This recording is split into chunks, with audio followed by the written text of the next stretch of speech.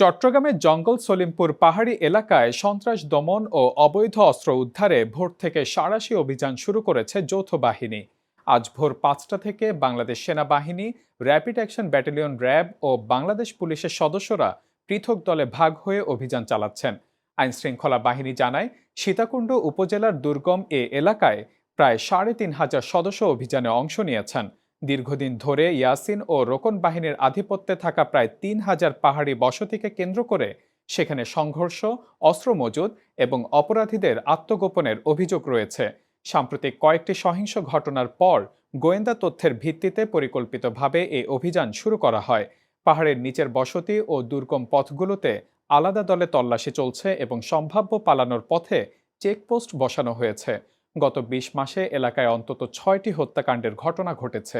বিশেষ করে র্যাব কর্মকর্তা মোতালেব হোসেন ভূঁইয়াকে হত্যার পর এলাকাটিতে নজরদারি আরও বাড়ানো হয়।